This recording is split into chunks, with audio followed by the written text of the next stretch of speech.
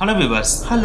Welcome to mid mystery. இது வரைக்கும் நம்ம படங்களா இருந்தாலும் சரி, கேட்ட நியூஸா இருந்தாலும் சரி, எல்லாத்துலயுமே பாத்தீங்கன்னா ஜெயில், அதாவது பிரிசன் அப்படின்னா எப்படி இருக்கும்? கைதிகளுக்கு சின்ன ரூம் கொடுப்பாங்க. அந்த சின்ன ரூம்குள்ள பாத்தீங்கன்னா 4-5 பேரை அடைக்கலாம், 10-15 பேரை அடைக்கலாம். அந்த ரூமுக்கு பாத்தீங்கன்னா கம்பி போட்ட கேட் இருக்கும். சோ இவ்வளவுதான் ஜெயில இருக்க செல் கூட நம்ம பார்த்துப்போம் இல்லையா? அது மட்டும் கிடையாது, அந்த ஜெயில சாப்பாடு அந்த அளவுக்கு லக்ஸரியா கிடைக்குமா அப்படின்னு கேட்டா அந்த அளவுக்கு லக்ஸரியா கிடைக்கவே கிடைக்காது. அவங்க கொடுக்குற சாப்பாடு தான் நம்ம சாப்பிடணும். அது கைதிகள் எதிர்பார்க்குற அளவுக்கு டேஸ்டா இருக்குமான்னு கேட்டா அதுவும் இருக்காது. ஏன்னா அவங்க ஆல்ரெடி பாத்தீங்கன்னா ஒரு கிரைம் பண்ணிட்டு தான் உள்ளே போயிருப்பாங்க. அப்படி போனவங்களுக்கு தண்டனை கொடுக்கிற விதமா தான் இந்த மாதிரி தான் ஜெயில இருக்கும் இல்லையா? ஆனா அதுவே தப்பு பண்ணிட்டு போற ஒரு கைதிக்கு ஜெயில சகல சௌகரியங்களும் கிடைச்சா எப்படி இருக்கும்? இதெல்லாம் பாசிபிளாடா அப்படின்னு நீங்க கேட்டீங்கன்னா அப்படியும் சில ஜெயில்கள் இந்த உலகத்துல இருக்கதான் செய்து. அந்த ஜெயில இருக்கிற சௌகரியங்கள்லாம் பாக்குறப்ப ஆத்தர் இப்பெல்லாம் கூட ஜெயில் இருக்கு அப்படின்னு சொல்லிட்டு உங்களையே திங்க் பண்ண வைக்கும். சில ஜெயில இந்த மாதிரி டிஃபால்ட்டாவே செம்ம லக்ஸரியான விஷயங்கள் கிடைச்சிரும். ஆனா பல ஜெயில் அப்படி கிடைக்காது இல்லையா? சோ அந்த மாதிரியான ஜெயிலுக்கு ரிச்சஸ்டான பர்சன்ஸ் போனாங்கன்னா அவங்களுக்கு ஏத்த மாதிரி அந்த செல்ல மாத்திக்கிறவங்க செஞ்சிருக்காங்க. சோ அப்படி எனக்கு வீடியோல செம்ம லக்ஸரியா இருக்கிற சில ஜெயில பத்தியும் அதே நேரத்துல தப்போன பிரிசன் செலவே லக்ஸரியா மாத்திக்கிட்ட சில பேரையும் பத்தி தான் இன்னைக்கு வீடியோல பார்க்க போறோம். இந்த வீடியோ செம்ம இன்ட்ரஸ்டிங்கா இருக்கும். சோ ஸ்கிப் பண்ணாம கடைசி வரைக்கும் வீடியோ பாருங்க. வாங்க வீடியோக்குள்ள போலாம். போறதுக்கு முன்னாடி சேனலை சப்ஸ்கிரைப் பண்ணுங்க. சப்ஸ்கிரைப் பண்ணிட்டு போயிடலாம். கூடவே Facebook and WhatsApp பேஜை ஃபாலோ பண்ணாலும் ஃபாலோ பண்ணிடலாம். அதுல நம்ம ஃபர்ஸ்ட் பார்க்க போறது அட்டாலிட்டா சூர்யானி அப்படின்ற பெண்மணி. இவங்க இந்தோனேஷியாவை சேர்ந்த பிசினஸ் உமன். இவங்க 2008 வருஷம் கவர்மெண்ட் ஆபீசியல்ஸ்க்கு லஞ்சம் கொடுத்தனால ஜகார்ட்டால இருக்க பொண்டோக் பாம்பு அப்படின்ற சிறைச்சாலைக்கு போறாங்க. அந்த சிறைச்சாலையில 5 வருடங்கள் கழிக்க வேணும் அப்படின்றதான் இவங்களுக்கு கொடுக்கப்பட்ட தண்டனை. ஒரு லஞ்சம் கொடுத்ததுக்கு 5 வருஷமான சிறை தண்டனை அப்படின்னு நீங்க கேட்கலாம். அது $1-2 இருந்தா பேச்சு பொருளா இருந்திருக்காது. ஆனா கொடுத்தது 6 லட்சம் அமெரிக்கன் டாலர்ஸ். அதுவும் கவர்மெண்ட் கான்ட்ராக்டை எடுக்கிறதுக்காக லஞ்சம் கொடுத்திருக்காங்க. சோ அதை வன்மையா கண்டிக்கிறதுக்காக தான் இவங்களுக்கு 5 வருடங்கள் சிறை தண்டனை கொடுத்திருக்காங்க. இந்த தண்டனையை கொடுத்தோன்னே பொதுமக்கள் எல்லாருமே பரவாயில்லப்பா, நம்ம கவர்மெண்ட் ஏழை பணக்காரன்னு பாகுபாடுலாம் பார்க்க மாட்டேன்றாங்க, குற்றம் செஞ்சது யாரா இருந்தாலும் தண்டனை கொடுக்க தான் செய்றாங்க அப்படின்னு பெருமிதம் பட்டாங்க. ஆனா அந்த ஒரு பெருமிதம் ரொம்ப நாளா நீடிக்கவே இல்லை. ஏன்னா அட்டாலிட்டான்றவங்க ஒரு மிகப்பெரிய பிசினஸ் உமன். அவங்ககிட்ட காசு தண்ணியா கொட்டி கிடக்கு. சோ அதனாலே ஜெயிலுக்குள்ள போன அவங்க தான் தங்கி இருந்த அறைய பாத்தீங்கன்னா செம்ம லக்ஸரியா மாத்த ஆரம்பிச்சாங்க. அதாவது வெளியில லஞ்சம் கொடுத்தா ஜெயிலுக்கே வந்திருக்காங்க. அப்படி வந்தவங்க பாத்தீங்கன்னா ஜெயிலுக்குள்ளேயும் கார்ட்ஸ், ஹையர் ஆபீசர்ஸ் சொல்லிட்டு எல்லாருக்கும் லஞ்சத்தை கொடுத்து அவங்கள விலைக்கு வாங்கிடுறாங்க. அப்படி விலைக்கு வாங்கினதுக்கு அப்புறம் அவங்க இஷ்டம் போல அவங்க தங்கி இருக்க அறைய பாத்தீங்கன்னா அவங்களுக்கு ஏத்தாப்புல மாத்துறாங்க. அதுவும் எப்படி மாத்திருக்காங்கன்றத நீங்களே பாருங்க. இந்த ஒரு போட்டோ நீங்க பார்த்தாலே தெரியும். இத பாக்குறதுக்கு சிறை அறை மாதிரி இருக்கா இல்ல லக்ஸரியான வீட்டோட ஹால் மாதிரி இருக்கா அப்படின்றத நீங்களே கமெண்ட் பண்ணுங்க. ஏன்னா இதுல பாத்தீங்கன்னா செம்ம சொகுசான சோஃபாஸ் இருக்கு, என்டர்டைன்மெண்ட்டுக்கு ஒரு டிவியும் இருக்கு. அந்த டிவியும் சும்மாலாம் வைக்கப்படல, வீட்ல இருக்க மாதிரியே கபோர்ட் ஒர்க்லாம் பண்ணப்பட்டு அதுக்குள்ளதான் வைக்கப்பட்டிருக்கு. அண்ட் ஆபீஸ் டேபிள் இருக்கு, அதுக்கு பக்கத்துலயே ஆபீஸ் சேரும் இருக்கு. கூடுதலா குழந்தைய தூங்க வைக்கிறதுக்கு பக்கத்துலயே ஒரு தொட்டிலும் இருக்கு. அது மட்டும் இல்ல அவங்களுடைய என்டர்டைன்மெண்ட்டுக்காக பக்கத்துலயே பாத்தீங்கன்னா ஒரு கரையோக்கி சிஸ்டமும் இருக்கு. சோ இது எல்லாத்தையும் அவங்களுக்கு ஏத்தாப்புல மாத்தினதுக்கு அப்புறம் பாத்தீங்கன்னா அந்த ஜெயிலே இவங்க பயங்கர லக்ஸரியா வாழ்ந்திருக்காங்க. அதுக்காக அந்த சிறையில் இருக்க எல்லா செல்லுமே இந்த மாதிரி இருக்குமான்னு கேட்டா அதுதான் கிடையாது. அங்க குற்றம் செஞ்சுட்டு வந்த ஏழை எல்லாம் பாத்தீங்கன்னா ஒரே செல்லுக்குள்ள 10-15 பேர் படுத்துட்டு இருப்பாங்களாம். ஆனா இவங்க ரூம் மட்டும் தான் செம்ம லக்ஸரியா இருக்கும். அதுல ஏர் கண்டிஷனரும் ஓடிட்டு இருக்குமா. அது மட்டும் கிடையாது, அங்க இருக்கிற மற்ற சிறைவாசிகள் எல்லாம் அங்க கொடுக்குற சாப்பாடு தான் சாப்பிட்டாகணும். ஆனா ஆட்டாலிட்டாக்கு அப்படி கிடையாது. அவங்களுக்கு ஒவ்வொரு நாளும் 3 வேளையுமே பாத்தீங்கன்னா வெளியில இருக்க ஹோட்டல்ல இருந்தா சாப்பாடே வரும். அது மட்டும் கிடையாது, இவங்க எப்ப வேணாலும் சிறையை விட்டு வெளியில போறதுக்கும் பெர்மிஷன் கிடைச்சிருக்கு. கூடுதலா இவங்களை பார்க்க யார் வேணாலும் எப்ப வேணாலும் வரலாம். அதுக்கு டைம் லிமிட் அப்படின்ற ஒண்ணு கிடையவே கிடையாது. ஏன் ஈவன் மிட் நைட்ல கூட யாராவது இவங்களை பார்க்க வந்தா அவங்களுக்கு அனுமதி கொடுத்துருவாங்க. ஆனா இதே மாதிரி மற்ற சிறைவாசிகளுக்கும் கொடுப்பாங்களா அப்படின்னு கேட்டா அது கிடையவே கிடையாது. அவங்களுக்கு வாரத்துல ஒதுக்கப்பட்ட நாட்கள்ல மட்டும்தான் அவங்கள பார்க்க வரவங்க பார்க்கவே முடியும். அப்படி பார்க்க வர்றவங்களும் பாத்தீங்கன்னா அவங்களுக்காக ஒதுக்கப்பட்ட அறையில இருந்து மட்டும்தான் பார்க்க முடியும். அதை தாண்டி ஜெயிலுக்குள்ள இருக்க செல்லு வரைக்கும் வர அனுமதிக்கவே மாட்டாங்க. சோ இதுல இருந்து நீங்க தெரிஞ்சுக்கணும் பணம் எவ்வளவு தூரம் விளையாடி இருக்கு அப்படின்றத.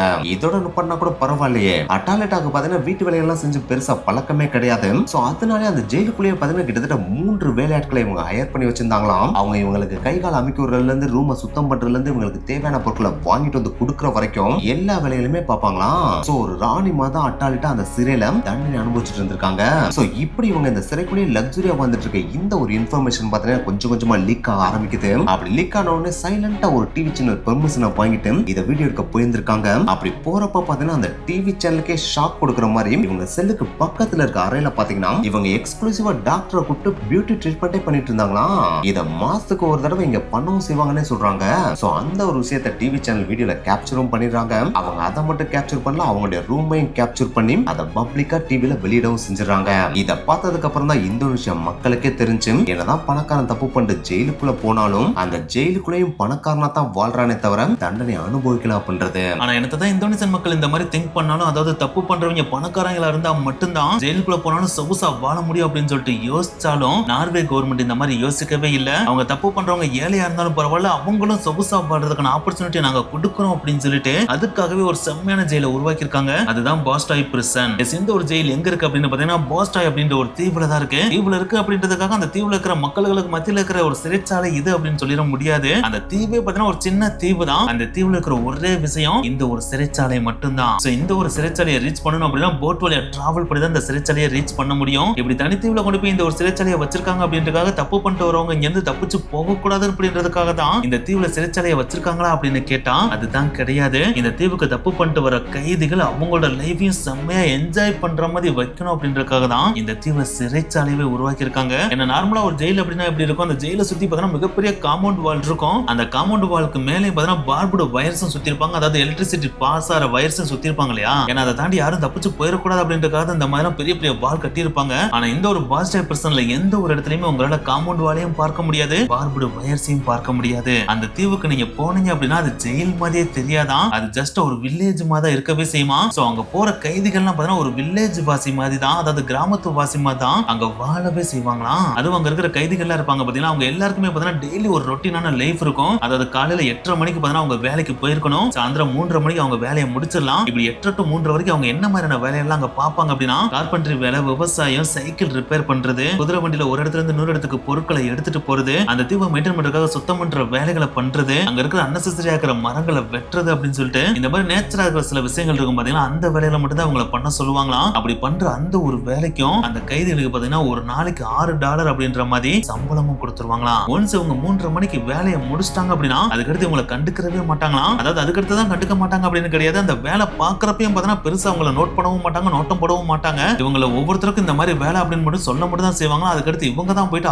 அவங்க வேலையை பார்க்கவே செய்வாங்களாம். ஒன்ஸ் வேலை முடிஞ்சிருச்சு அப்படின்னா அந்த தீவுல இவங்க எங்க வேணாலும் உலாவிக்கலாம், எங்க வேணாலும் போய்க்கலாம். ஏன்னா தீவுல இருக்கிற லேண்டை தாண்டி அந்த கடலுக்குள்ள போயிட்டு ஃபிஷிங் கூட பண்ணிக்கலாம், அதுக்குள்ள போய் ஸ்விம்மிங் கூட பண்ணிக்கலாம் அப்படின்னு சொல்றாங்க. அப்படி பண்ணி முடிச்சு நைட்டு டின்னருக்கு வருவாங்க பாத்தீங்கன்னா. அப்படி டின்னருக்கு வரப்போ அவங்களுக்கு காமனான ஒரு பெரிய கிச்சன் இருக்குமா. அந்த கிச்சன்ல போயிட்டு இந்த கைதிகள் யாரு வேணாலும் சமைக்கவும் செஞ்சுக்கலாம், சமைச்சு சாப்பிட்டுக்கவும் செஞ்சுக்கலாம் அப்படின்னு சொல்றாங்க. அது மட்டும் கிடையாது, மற்ற ஜெயில எல்லாம் பாத்தீங்கன்னா சிறைவாசிகளுக்கு பாத்தீங்கன்னா பக்கத்துல தானே செல் இருக்கும். அந்த பக்கத்து செல்லையும் பாத்தீங்கன்னா ஒவ்வொரு செல்லையும் 4-5 பேர் 10-15 பேரோட கிடக்கலாம் இல்லையா. ஆனா இந்த ஜெயில அப்படி கிடையவே கிடையாது. ஒவ்வொருத்தவங்களுக்கும் தனித்தனி வீடே கொடுத்துருவாங்களாம். அந்த வீட்டுக்குள்ள பாத்தீங்கன்னா தனியா பெட்ரூம் இருக்கும், அட்டாச்சு பாத்ரூம் இருக்கும், டிவி இருக்கும், பெட் இருக்கும், சோஃபா இருக்கும், சேர் இருக்கும், டேபிள் இருக்கும் சொல்லிட்டு எல்லாமே இருக்குமா. சோ அதெல்லாம் பாக்குறதுக்கு நமக்கு ஜெயில் மாதிரி இருக்காது, ஒரு தனி வில்லேஜ் மாதிரி தான் இருக்கும் அப்படின்னு சொல்றாங்க. என்னடா சொல்றீங்க, இப்படிலாம் ஒரு ஜெயில உருவாக்கி வச்சிருப்பாங்க, எதுக்குடா இப்படிலாம் உருவாக்கி வச்சிருக்காங்க அப்படின்னு சொல்லிட்டு நீங்க கேட்கலாம். இந்த கேள்விக்கு நார்வே என்ன பதில் சொல்றாங்க அப்படின்னா, தப்பு பண்ணிட்டு வரவங்க குற்றவாளிகளா இருந்தாலும் அவங்களை திருத்துறது தான் நம்ம வேலையை தவிர அவங்களுக்கு பனிஷ்மெண்ட் கொடுக்கறது நம்ம வேலை கிடையாது. சோ இந்த ஒரு ஜெயில நாங்க பனிஷ்மெண்ட்டுக்காக உருவாக்கல, அவங்களுக்கு மறுவாழ்வு கொடுக்கணும் அப்படின்றதுக்காக தான் உருவாக்கி இருக்கோம். சோ இங்க வந்ததுக்கு அப்புறம் அவங்களோட ரொட்டீன் லைஃப் அவங்களே பாத்துக்கிறதுனால அவங்களுக்கு ரெஸ்பான்சிபிலிட்டி அதிகமாகுது. அதே நேரத்துல நீங்க வர்ற எல்லாருக்குமே நாங்க சொல்லிக் கொடுக்குற ஒரே விஷயம், நீங்க உங்களோட வேலையை மட்டும் பார்க்க கூடாது, உங்களோட லைஃபை மட்டும் பார்க்க கூடாது, உங்க அக்கம் பக்கத்துல இருக்கவங்களே நீங்க பாத்துக்கணும் அப்படின்னு சொல்லிட்டு தான் நாங்க இருக்கவே சொல்லுவோம். சோ அதனால இங்க வர்ற கைதிகள் எல்லாருமே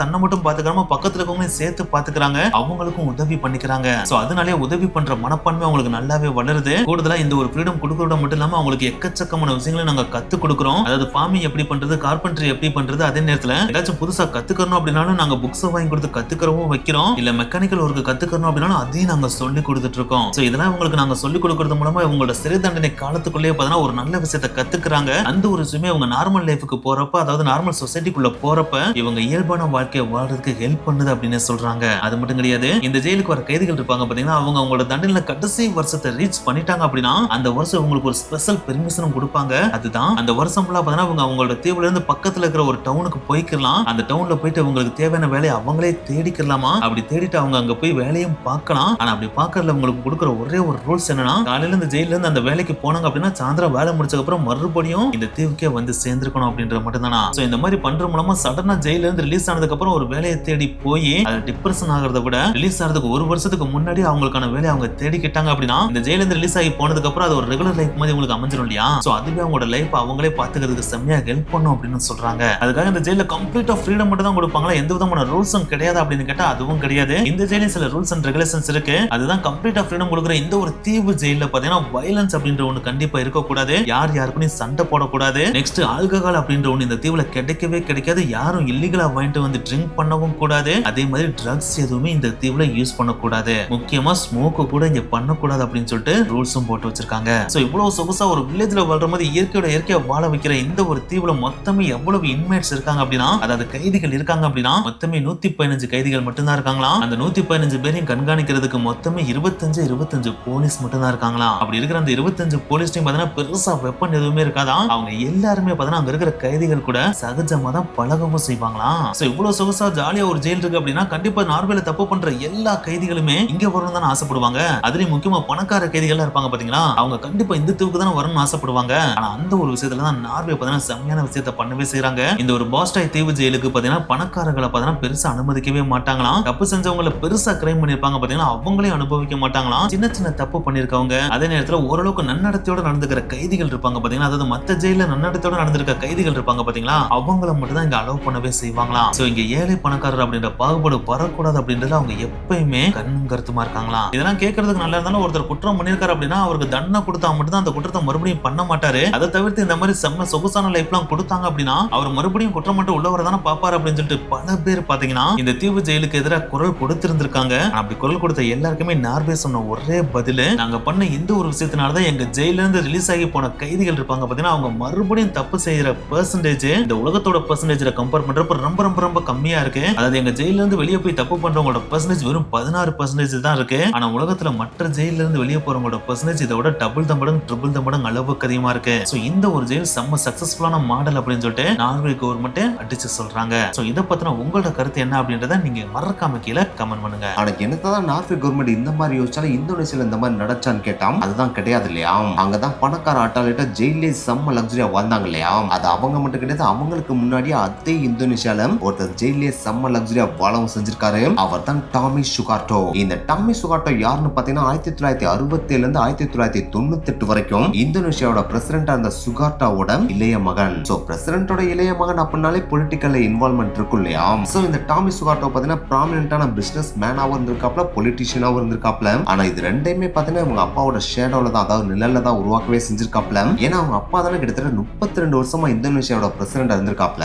சோ அதனாலே மேஜர் கவர்மெண்ட் ப்ராஜெக்ட் எல்லாத்தையுமே பாத்தீங்கன்னா இந்த டாமி சுகார்டோவே எடுத்துக்குவாப்ல. அப்படி எடுத்ததுல மேக்ஸிமம் கொள்ளையடிச்சிட்டு கொஞ்சத்தை தான் பாத்தீங்கன்னா மக்களுக்காக செய்யவே செய்வாப்ல. சோ அதனாலே சம்ம ரிச்சஸ்ட் மேனா ஈஸியா வளரவும் செஞ்சாப்ல. அப்படி வளர்ந்துட்டு இருக்கப்பே 2000 வருஷத்துல ஒரு இஷ்யூலையும் மாற்றாப்ல. எஸ் அந்த டைம்ல பாத்தீங்கன்னா லேண்ட் எக்ஸ்சேஞ்சிங் டீல பாத்தீங்கன்னா ஒரு கம்பெனிட்ட போடுறாப்ல. அந்த கம்பெனியும் பாத்தீங்கன்னா இவரோட கம்பெனியாவே தான் இருக்கு. சோ அதனாலே இவர் செம்மையா சம்பாதிச்சிடறாப்ல. ஆனா அந்த ஒரு டீல்னால அந்த ஸ்டேட்டுக்கு ஒரு மிகப்பெரிய ஃபைனான்சியல் லாஸ் கிரியேட் ஆகுது. சோ இதுவே பாத்தீங்கன்னா ஒரு மிகப்பெரிய இஷ்யூவாவும் மாறுது. இதுக்கு முன்னாடியே இதே மாதிரி எக்கச்சக்கமான தப்புகளை பண்ணிருக்காப்ல. ஆனா அப்பெல்லாம் அவங்க அப்பா பிரசிடென்டா இருந்தனால ஈஸியா தப்பிச்சிருவாப்ல. ஆனா 1997 இவங்க அப்பா பிரசிடென்ட்ல இருந்து வெளியில போயிட்டாப்ல இல்லையா. சோ இப்ப இவரை காப்பாத்துறதுக்கு யாருமே இல்ல. சோ அதனாலே நீங்க செஞ்சது தப்பு அப்படின்னு சொல்லிட்டு 18 மாசம் நீங்க சிறை தண்டனை அனுபவிக்கணும் அப்படின்னு சொல்லிட்டு தீர்ப்பும் கொடுத்துறாங்க. ஆனா இந்த ஒரு தீர்ப்பை ஏத்துக்கிறதுக்கு டாமி சுகார்டோ ரெடியாவே இல்ல. சோ அதனாலே ஜெயிலுக்குலாம் நம்மளால போக முடியாது, நான் வேணா அப்ஸ்காண்ட் ஆகிறேன் அப்படின்னு சொல்லிட்டு அப்ஸ்காண்ட் ஆயிராப்ல. போலீஸும் அவரை தேடுதுன்னு தேடி பாக்குறாங்க, அவரை கண்டுபிடிக்கவே முடியல. சோ அதனாலே கோர்ட்ல பாத்தீங்கன்னா பிடி வரண்டும் போட்டு விட்டுறாங்க.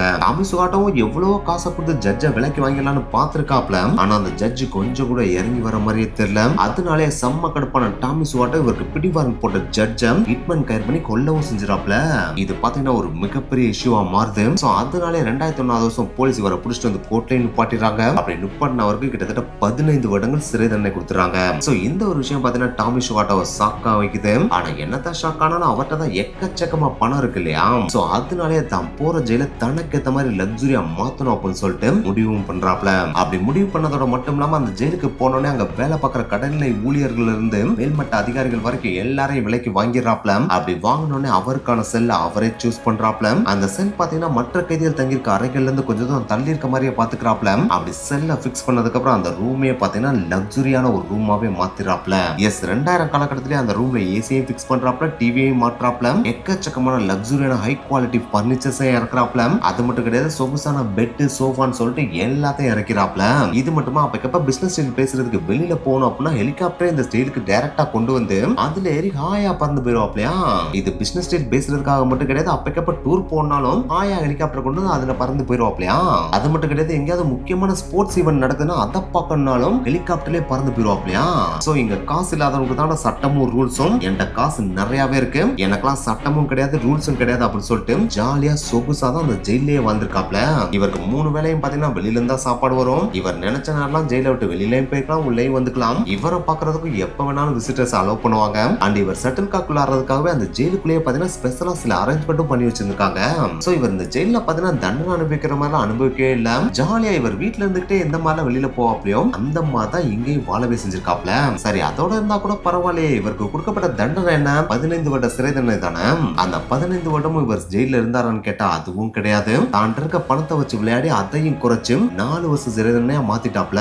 அப்படி மாத்தினதுக்கு என்னடா காரணம் அப்படின்னு சொல்லிட்டு கேக்குறப்ப இவர் ஜெயில ரொம்ப நன்னடத்தையோட நடந்துக்கிறாருப்பா. இவர் தான் ஜெயில இருக்க மற்ற இன்மேட்ஸ்க்கு எக்ஸாம்பிளாவும் இருக்காப்ல. சோ இவர்லாம் இதுக்கு மேல ஜெயில இருக்க வேண்டிய அவசியமே கிடையாது, இவர் வெளியில சொசைட்டில நார்மலாவே வாழலாம் அப்படின்னு சொல்லிட்டு தீர்ப்பு கொடுத்துட்டாங்களாம். சோ இந்த மாதிரி நடக்கிற எல்லா விஷயங்களும் இந்தோனேஷியா மக்களால வேடிக்கை தான் பார்க்க முடிச்சே தவிர அதை எதிர்த்து கேள்வியும் கேட்க முடியல. அப்படி கேட்டாலும் அதற்குரிய பதிலும் கிடைக்க போறதுல இங்க பணம் தாண்டா எல்லாமே அப்படின்னு புலம்பிட்டே போயிட்டாங்களாம். அதுக்கடுத்து ஜெயில இருந்து வெளியில வந்த டாமஸ் வாட்டோ பாத்தீங்கன்னா வழக்கம் போல ப்ராமினன்ட் பிசினஸ் மேனா வாழ்ந்தாப்ல, பொலிட்டிஷியனா வாழ்ந்தாப்லன்னு சொல்லப்படுது. சோ இத பத்தின உங்களுடைய கருத்துக்கள் என்ன அப்படின்றத கீழே மறக்காம கமெண்ட் பண்ணுங்க. ஆனா எனக்கு தான் இந்தோனேசியால இந்த மாதிரி நடந்தாலும் நார்வேல இன்னொரு பக்கம் பாத்தீங்கன்னா தப்பு செஞ்சுட்டு வர கைதிகள் திருந்ததுக்காக நாங்க ஸ்பெஷல் ஃபெசிலிட்டி எல்லாம் பண்ணி கொடுப்போம்னு சொல்லிட்டு ஆல்ரெடி ஒரு ஜெயில இந்த மாதிரி செம்மையா பண்ணி வச்சிருந்தாங்க இல்லையா. ஆனா அதுக்கே காம்படிஷன் கொடுக்குற மாதிரி இன்னொரு ஜெயிலையும் பாத்தீங்கன்னா செம்மையா நார்வே உருவாக்கி வச்சிருக்காங்க. அதுதான் ஹேல்டன் ஃபெங்சல் பிரிசன். எஸ் இந்த ஒரு ஜெயில மட்டும் நீங்க பார்த்தீங்க அப்படின்னா இது ஜெயிலா இல்லாட்டினா காலேஜ் கேம்பஸ் அப்படின்னு சொல்லிட்டு உங்களுக்கே டவுட் கிரியேட் ஆகிற அளவுக்கு செம்ம ஆர்கிடெக்சர்ல பாத்தீங்கன்னா இந்த ஜெயில உருவாக்கி வச்சிருப்பாங்க. எஸ் இந்த ஜெயில பாக்குறதுக்கு அவ்வளவு லுக்கா செம்ம பியூட்டியா இருக்கும். இந்த ஒரு ஜெயில உருவாக்குறதுக்கு மட்டும் கிட்டத்தட்ட 10 வருஷம் வரைக்கும் டைம் ஸ்பெண்ட் பண்ணிருக்காங்க. அது மட்டும் கிடையாது, 15 மில்லியன் அமெரிக்கன் டாலர்ஸையும் நார்வே கவர்மெண்ட் இதுக்காக ஸ்பெண்ட் பண்ணவும் செஞ்சிருக்காங்க. இவங்க 10 வருஷம் ஸ்பெண்ட் பண்ணதுக்கான ரீசன் இருக்கு. ஏன்னா இந்த ஜெயிலோட நீங்க இன்டீரியரை மட்டும் போய் பார்த்தீங்க அப்படின்னா என்னடா இது 5 ஸ்டார் ஹோட்டலா இல்ல ஜெயிலான்னு சொல்லிட்டு உங்களுக்கு டவுட் கிரியேட் ஆகிற அளவுக்கு அவ்வளவு அழகா இருக்கும். அதனாலேயே இதை most human and innovative prison அப்படின்னு சொல்லிட்டு அழைக்கவும் செய்யறாங்க. அது மட்டும் கிடையாது, இந்த உலகத்தோட மோஸ்ட் கம்ஃபர்டபுள் பிரிசன்னா அது இது அப்படின்னு கூட சொல்றாங்க. இதையே மோஸ்ட் கம்ஃபர்டபுள் பிரிசன் அப்படின்னு சொல்றாங்கன்னா இங்க வர கைதிகள் இருப்பாங்க பாத்தீங்களா, அவங்க எல்லாருக்குமே தனித்தனியாவே ரூம் கொடுத்துருவாங்க. அப்படி கொடுக்குற ரூம் இருக்கிற பிளேஸ் நீங்களே பாருங்களேன். இதை பாக்குறப்போ காலேஜ் ஹாஸ்டல்ல இருக்கிற தனித்தனி ரூம் தான் இருக்கும். அப்படி இருக்கிற ரூம்குள்ள நம்ம உள்ள என்ட்ரு ஆகி போனோம் அப்படின்னா அந்த கைதிகளுக்கு பாத்தீங்கன்னா தனியா பெட் இருக்கும், டிவி இருக்கும், சோஃபா இருக்கும், துணி வச்சுக்கிறதுக்கு கபோர்ட் இருக்கும், ஏன் அட்டாச்சாவே ஒரு பாத்ரூம் கூட கொடுத்திருப்பாங்க. சோ அந்த ரூம்குள்ள போனாங்க அப்படின்னா அவங்க வீட்ல வாழ்ற ஃபீல் தான் கிடைக்குமே தவிர ஜெயிலுக்குள்ள நம்ம வந்திருக்கோம் அப்படின்ற ஃபீல் கிடைக்கவே கிடைக்காதான். அது மட்டும் கிடையாது, ஜெயில் அப்படினாலே மேக்ஸிமம் எப்படி இருக்கும், எந்த இடத்துலயுமே பெருசா ஜன்னல் வச்சிருக்கவும் மாட்டாங்க. அப்படி வச்சிருந்தாலும் சின்ன ஜன்னலா தான் வச்சிருப்பாங்க. அப்படி வச்சிருக்கிற சின்ன ஜன்னல்லையும் பார்த்தீங்கன்னா ஸ்ட்ராங்கான கம்பிகளும் போட்டிருப்பாங்க இல்லையா. ஆனா இந்த ஒரு ஜெயில் அப்படி இருக்கவே இருக்காது. இந்த ஜெயில எங்க பார்த்தாலும் பார்த்தீங்கன்னா பெருசு பெருசா தான் விண்டோஸ் இருக்கவே செய்யுமா. ஏன்னா அந்த பெருசா இருக்கிற ஜன்னல்கள் வழியா சன்லைட் எப்பயுமே உள்ள வந்துட்டே இருக்கணும் அப்படின்னு சொல்லிட்டு தான் இந்த ஜெயில இருக்கிற ஜன்னல்களை உருவாக்கவே செஞ்சிருக்காங்களா. அது மட்டும் கிடையாது, இந்த ஜெயில இருக்கிற ஒரு மிகப்பெரிய வால்ல பார்த்தீங்கன்னா ஒரு ஆர்டிஸ்ட கூப்பிட்டு அதுக்காகவே மில்லியன் கணக்குல செலவு பண்ணி செம்மையான ஒரு ஆர்ட்டையும் கிரியேட் பண்ணி வச்சிருக்காங்க. அந்த ஆர்ட்டை பாக்குறதுக்கே செம்ம லுக்கா இருக்கும் அப்படின்னு கூட சொல்றாங்க. இதுக்காக இந்த ஜெயில இருக்கிற கைதிகள் இருப்பாங்க பாத்தீங்களா, அந்த கைதிகளுக்கு பார்த்தீங்கன்னா கம்ப்ளீட் ஃப்ரீடம் இந்த ஜெயில கொடுக்கவும் செய்வாங்களாம். அதாவது காலை பொழுதுல பார்த்தீங்கன்னா இந்த ஜெயில எங்க வேணாலும் நீங்க டிராவல் பண்ணிக்கலாம், எங்க வேணாலும் மூவ் ஆயிக்கலாம். உங்களை பெருசா நாங்க கண்காணிக்க மாட்டோம். ஆனா உங்களுக்கு கொடுக்கப்பட்ட வேலையை நீங்க கரெக்டா பண்ணணும். அண்ட் அதே நேரத்துல உங்களோட ஸ்கில்ல நீங்களே டெவலப்பும் பண்ணிக்கணும் அப்படின்னு சொல்லிட்டு அதுக்கு என்கரேஜும் பண்ணுவாங்களாம். அது மட்டும் கிடையாது, இந்த ஜெயில இருக்கிற போலீஸ் ஆபீசர்ஸ் இருப்பாங்க பாத்தீங்களா, அவங்க எல்லாருமே அங்க இருக்கிற கைதிகள் கூட பார்த்தீங்கன்னா சகஜமா தான் பழகவும் செய்வாங்க. அந்த கைதிகளை பார்த்தீங்கன்னா ரெஸ்பெக்ட்ஃபுல்லாவும் நடத்தவும் செய்வாங்களாம். அவங்களை எப்பயுமே மரியாதை குறைவாகவும் பேச மாட்டாங்க, தரம் தாழ்ந்தும் பேசவே மாட்டாங்களாம். கூடுதலா அந்த ஜெயில டிசிப்ளின் அப்படின்றது எவ்வளவு முக்கியன்றதையும் சொல்லி தந்துட்டே இருப்பாங்களாம். அண்ட் இந்த ஜெயில பார்த்தீங்கன்னா எக்ஸ்க்ளூசிவ் ஒரு மியூசிக் ஸ்டுடியோவே வச்சிருப்பாங்க. அந்த ஸ்டுடியோல போயிட்டு மியூசிக்கையும் நம்ம கத்துக்கவும் செஞ்சுக்கலாம், ஓனா மியூசிக்கை கம்போஸ் பண்ணவும் செஞ்சுக்கலாமா. அண்ட் பாடியை பில்டப் பண்ணணும் அப்படின்னா அதுக்காகவே எக்ஸ்க்ளூசிவா பார்த்தீங்கன்னா லக்ஸரியான ஒரு ஜிம்மும் வச்சிருப்பாங்க. அங்க போயிட்டு எக்ஸசைஸும் பண்ணிக்கலாம். அதே நேரத்துல அங்க இருக்கிற கைதிகளுக்கு ரிலாக்சேஷன் வேணும் அப்படின்னா ராக் கிளைம்பிங் அப்படின்னு சொல்லுவாங்க பாத்தீங்களா, அந்த ராக் கிளைம்பிங்காகவே தனியா ஒரு வால்ல பார்த்தீங்கன்னா எக்கச்சக்கமான கற்களும் பதிவு வச்சிருப்பாங்களாம். சோ அதுல ராக் கிளைம்பிங்கும் பண்ணி ரிலாக்ஸ் ஆயிக்கலாம் அப்படின்னு சொல்றாங்க. கூடுதலா அந்த ஜெயிலே பார்த்தீங்கன்னா செம்ம லக்ஸரியான ஒரு கிச்சன் இருக்குமா. அந்த கிச்சன்ல போயிட்டு கைதிகள் அவங்களே குக் பண்ணி சாப்பிட்டுக்கவும் செய்யலாம். சப்போஸ் அங்க இருக்கிற சில கைதிகளுக்கு சமைக்க தெரியல அப்படின்னாலும் சமையல் கத்து கொடுக்கறதுக்கும் சமையல் கிளாஸ் கூட அங்க சொல்லி கொடுப்பாங்களாம். அண்ட் இதுக்கெல்லாம் அந்த ஜெயில ஒரு மிகப்பெரிய நூலகம் இருக்கும். அந்த நூலகத்துல போயிட்டு உங்களுக்கு தேவையான புக்ஸ் எடுத்து கைதிகள் படிக்கவும் செய்யலாம். அது மட்டும் கிடையாது, அந்த லைப்ரரியிலேயே பார்த்தீங்கன்னா கம்ப்யூட்டர்ஸ் இருக்கும். சோ அந்த கம்ப்யூட்டர்ல இன்டர்நெட்டையும் ப்ரௌஸ் பண்ணிக்கலாம் அப்படின்னு சொல்றாங்க. இது மட்டுமா அந்த ஜெயிலுக்குள்ளே பார்த்தீங்கன்னா ஆர்ட் ஒர்க் ஷாப்பும் நடத்துவாங்களாம். சோ அந்த ஆர்ட் ஒர்க் ஷாப்ல பார்த்தீங்கன்னா ஸ்கல்ப்டிங், அதாவது சிலை செதுக்கிறது, டிராயிங், பெயிண்டிங் அண்ட் அதர் கிராஃப்ட்லாம் இருக்கும் பாத்தீங்களா, அது எல்லாத்தையுமே கைதிகள் கத்துக்கலாமா. இதுக்கெல்லாம் இன்னொரு ஹைலைட்டான ஒரு விஷயம் இருக்கு. அங்க வர கைதிகள் இருப்பாங்க பாத்தீங்களா, அந்த கைதிகளுக்கு படிக்கணும்னு ஆசைப்படுறாங்க அப்படின்னா அவங்க என்ன படிக்கணும்னு கேட்டுட்டு அந்த எஜுகேஷனை அந்த ஜெயில வச்சு சொல்லி கொடுக்கறதுக்கும் நார்வே கவர்மெண்ட் ரெடியா இருப்பாங்களாம். இதுக்கெல்லாம் கம்ப்யூட்டர் ட்ரைனிங் கூட அங்க இருக்கிற கைதிகளுக்கு எக்ஸ்க்ளூசிவா சொல்லி கொடுக்கவும் செய்வாங்களாம். அண்ட் அங்க இருக்கிற கைதிகளுக்கு ஏதாச்சும் உடம்பு சரியில்லாம போயிடுச்சுன்னா அவங்களுக்கு ஃப்ரீயாவே பார்த்தீங்கன்னா ஹெல்த் கேர் ஃபெசிலிட்டிஸும் கொடுத்துருவாங்க. அண்ட் அங்க இருக்கிற கைதிகள் மென்டலி அஃபெக்ட் ஆயிருந்தாலும் அவங்களுக்கு ஃப்ரீயாவே தெரப்பியும் பண்ணுவாங்களாம். அண்ட் இதுக்கெல்லாம் செம்ம ஹைலைட்டான விஷயமே என்ன அப்படின்னு பாத்தீங்கன்னா, இந்த ஜெயில இருக்கிற கைதிகள்ல யாராச்சும் ரொம்ப நன்னடத்தையோட இருக்காங்க, அவங்க ரொம்ப ஒழுக்கமா இருக்காங்க, எந்த தப்பும் பண்ண மாட்டேன்றாங்க அப்படின்னா அவங்கள பாக்குறதுக்கு அவங்களோட வீட்ல இருந்து வர ஃபேமிலி மெம்பர்ஸ் இருக்காங்க பாத்தீங்களா, அவங்கள நைட்ல வரது கூட அலோவ் பண்ணுவாங்க. அப்படி வர்ற அவங்க கூட நைட் ஸ்டே பண்றதுக்கு தனியாவே ஒரு ஃபேமிலி ரூமே கொடுத்துருவாங்களாம். சோ அந்த ஒரு ஃபேமிலி ரூம்ல பாத்தீங்கன்னா கிச்சன் இருக்கும், பெட்ரூம் இருக்கும், ஹால் இருக்கும், அண்ட் சமைக்கிறதுக்கு தேவையான எல்லா ஐட்டமுமே இருக்குமா. சோ அன்னைக்கு நைட் ஃபுல்லா தன்னோட ஃபேமிலி மெம்பர்ஸ் கூட ஜாலியா என்ஜாய் பண்ணிட்டு கழிச்சிட்டு அடுத்த நாள் காலையில அந்த ஃபேமிலி மெம்பர்ஸ் அந்த ஜெயில இருந்து கிளம்பி போனா போதுமா. சோ இந்த மாதிரியான செம்மையான ஃபெசிலிட்டி கூட இந்த ஜெயில கொடுக்குறாங்க அப்படின்னு சொல்றாங்க. இது மட்டுமா, இந்த ஜெயில இருக்கிற கைதிகள் தன்னோட ஃபேமிலி மெம்பர்ஸோட பேசுறதுக்காக போன் ஃபெசிலிட்டிஸ் கூட இங்க அவைலபிளா இருக்கு அப்படின்னு சொல்றாங்க. இதெல்லாம் கேட்கறப்ப என்னடா இவ்வளவு ஃபெசிலிட்டிஸ் கொடுத்தா ஒரு கைதி எப்படா மறுபடியும் திருந்துவான், அதான் எல்லா ஃபெசிலிட்டியும் கிடைக்குது, இங்க ஜாலியா இருந்துட்டு மறுபடியும் வெளியே போய் தப்பு பண்ணலாம் அப்படின்னு தான் யோசிப்பான் அப்படின்னு சொல்லிட்டு நீங்க யோசிக்கலாம். ஆனா இங்க தான் பாத்தீங்கன்னா நார்வே கவர்மெண்ட் செம்மையா செயல்படுறாங்க. ஏன்னா உள்ள வரவங்களுக்கு ஃப்ரீடம் மட்டும் அவங்க கொடுக்கல, அவங்களோட ஸ்கில் இம்ப்ரூவ் பண்றதுக்கு எக்கச்சக்கமான ட்ரைனிங் கொடுக்குறாங்க. அது மட்டும் கிடையாது, ஒழுக்கம்னா என்னன்னு கத்து கொடுக்கவும் செய்யறாங்க. அது மட்டும் கிடையாது, எப்படி வேலை பார்க்கணும், அப்படி வேலை பார்க்கறப்ப அடுத்தவங்களுக்கு எப்படி உதவணும்ன்றதை அவங்க சொல்லி கொடுக்குறாங்க. கூடுதலா நீ நல்லவனா மாறணும் அப்படின்னா உனக்கு எக்ஸ்ட்ரா சில ஆடானும் கொடுக்குறோம்னு சொல்லிட்டு நைட் ஃபேமிலி கூட தங்கவும் வைக்கிறாங்க இல்லையா. சோ அதனாலே ஒரு இன்மேட் பார்த்தா முடிஞ்ச அளவுக்கு நல்லவனா இருக்க தான் ட்ரை பண்ணவே செய்வாங்களாம். அப்படி இருக்க மட்டும் இல்லாம ரிலீஸ் ஆகி வெளியே போனதுக்கு அப்புறமும் அவங்க நல்லவங்களா வாழ்றதாவும் சொல்லப்படுது. நம்ம ஆல்ரெடி ஒரு தீவு ஜெயில் பார்த்தோம் பாத்தீங்களா, அந்த ஜெயில இருந்து வெளியே போனவங்களுக்கு கிட்டத்தட்ட 16% மட்டும் தான் மறுபடியும் தப்பு பண்றாங்கன்னு சொல்லியிருந்தோம் இல்லையா. அதே மாதிரி இந்த ஜெயில இருந்து வெளியே போறவங்க வெறும் 20% மட்டும் தான் மறுபடியும் தப்பு பண்ணவே செய்யறாங்களாம். மித்த 80% பேரு இங்க இருந்து வெளியே போறப்ப நல்லவங்களா தான் வெளியவே போறாங்க அப்படின்னு சொல்றாங்க. சோ அதனாலே இந்த ஒரு ஜெயில் மாடலும் உண்மையிலேயே செம்மையான ஜெயில் மாடல் சொல்லிட்டு உலகத்துல இருக்கிற பல பேரால பாராட்டப்படுது. சோ இந்த ஒரு ஜெயில பத்தின உங்களோட கருத்து என்ன அப்படின்றதையும் மறக்காம கீழே கமெண்ட் பண்ணுங்க. ஏன்னா நார்வேல மட்டும் இந்த மாதிரியான கம்ஃபர்டபுளான ஜெயில் இருக்கா, வேற எந்த நாட்டிலும் இந்த மாதிரியான ஜெயில் இல்லையா அப்படின்னு கேட்டீங்கன்னா கண்டிப்பா இருக்கு. அதுதான் ஸ்பெயின்ல இருக்க அரன்ஜூஸ் ஜெயில். இந்த ஜெயில் எங்க இருக்குன்னு கேட்டீங்கன்னா மேட்ரிட்ல இருந்து 40 கிலோமீட்டர் தெற்குல தான் இருக்கு. அண்ட் இந்த ஜெயிலோட யூனிக்கான செம்மையான விஷயமே இதோட ஃபேமிலி ஃப்ரெண்ட்லி அப்ரோச் தான் சொல்லி ஆகணும். எஸ், ஒரு வீட்டுல இருக்க அம்மா அப்பா 2 பேருமே தப்பு பண்ணிட்டாங்க, ஜெயிலுக்கு போயிட்டாங்க அப்படின்னா, இல்ல சிங்கிள் பேரண்டா இருக்க ஒருத்தவங்களும் தப்பு பண்ணிட்டு ஜெயிலுக்கு போயிட்டாங்கன்னா அவங்க வீட்டுல இருக்க சின்ன குழந்தைகளை வளர்க்கறதுக்கு ஆள் இல்லாம போயிருவாங்க இல்லையா. அப்படி போயிட்டாங்க அப்படின்னா அந்த குழந்தை சரியா வளர முடியாம போயிரும் இல்லையா. சோ இந்த ஒரு பிரச்சனை வரக்கூடாது அப்படின்றதுக்காக தான் இந்த ஒரு ஜெயிலையே உருவாக்கியிருக்காங்க. அதுதான் இந்த ஜெயிலோட ஸ்பெஷலும் கூட. இந்த ஜெயில தப்பு பண்ணிட்டு வர அம்மா அப்பாக்கு 3 வயசுக்குள்ள குழந்தை இருக்கு அப்படின்னா அந்த குழந்தைய இந்த ஜெயில வச்சு வளர்க்கலாம். அப்படி வளர்க்கறப்ப அவங்களுக்குன்னு தனியா ஒரு ரூமும் கொடுத்துருவாங்க. அந்த ரூம், அதாவது செல் பாத்தீங்கன்னா சின்ன பசங்களுக்கு ஏத்த மாதிரி ரொம்ப கலர்ஃபுல்லான கார்ட்டூன் பெயிண்டிங் பண்ணி வச்சிருப்பாங்க. அண்ட் அந்த ரூம்லயே பாத்தீங்கன்னா குழந்தைகளுக்கு தேவையான தொட்டிலும் இருக்கும், சின்ன டேபிளும் இருக்கும், அண்ட் குழந்தைகளோட துணியை வைக்கிறதுக்கான வார்ட்ரோப்பும் இருக்கும், அண்ட் அவங்க விளையாடுறதுக்கு ஒரு சின்ன பிளே ஏரியாவும் கொடுத்துருப்பாங்க. அதுக்காக சின்ன பிளேயர் செல்லுக்குள்ள மட்டும் விளையாண்டா நல்லா இருக்குமா என்ன, வெளியிலயும் போய் காத்தோட்டமா நல்லா ஓடி ஆடி விளையாடணும் இல்லையா.